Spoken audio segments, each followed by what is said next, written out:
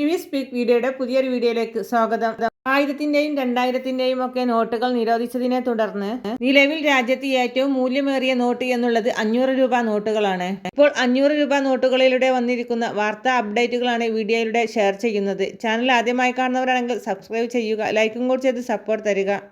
നിലവിലെ 500 രൂപ നോട്ടുകൾക്കൊപ്പം പുതുതായി വിപണിയിൽ 500 രൂപ നോട്ടുകൾ പ്രചരിച്ചതിനെ തുടർന്ന് ആഭ്യന്തര മന്ത്രാലയം രാജ്യം വ്യാപകമായി ഹൈ അലർട്ട് പ്രഖ്യാപിച്ചിരിക്കുകയാണ്.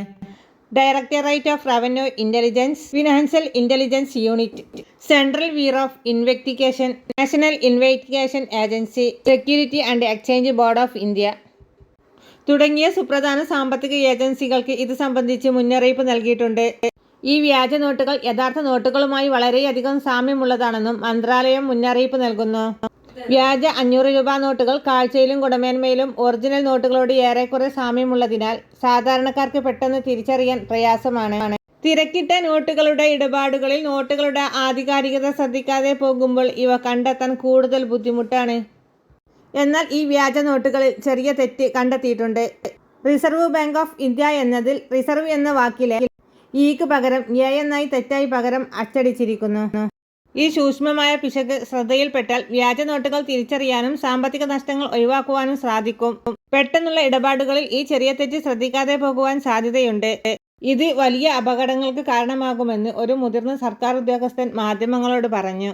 വ്യാജ നോട്ടുകൾ വലിയ തോതിൽ പ്രചരിക്കാൻ സാധ്യതയുണ്ട് എന്നുള്ള വിലയിരുത്തലിന്റെ അടിസ്ഥാനത്തിൽ ധനകാര്യ സ്ഥാപനങ്ങൾ, ബാങ്കുകൾ, മറ്റ് അനുബന്ധ ഏജൻസികൾ എന്നിവയ്ക്ക് ആഭ്യന്തര മന്ത്രാലയം അതീവ ജാഗ്രതാ നിർദ്ദേശം നൽകിയിട്ടുണ്ട്.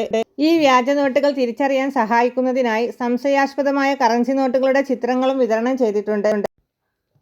പൊതുജനങ്ങളും സാമ്പത്തിക സ്ഥാപനങ്ങളും അതീവ ജാഗ്രത പാലിക്കണമെന്നും സംശയാസ്പദമായ കറൻസി നോട്ടുകൾ കണ്ടാൽ ഉടനെ തന്നെ അധികൃതരെ അറിയിക്കണമെന്ന് അഭ്യർത്ഥിച്ചിട്ടുണ്ട്.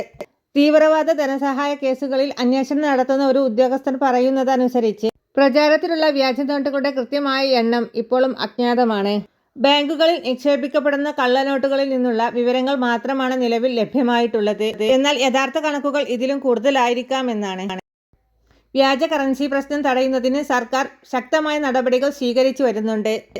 BNS, UIPA എന്നിവയിൽ ഇതുമായി ബന്ധപ്പെട്ട കുറ്റവ്യവസ്ഥകൾ ഉൾപ്പെടുന്നുണ്ട്.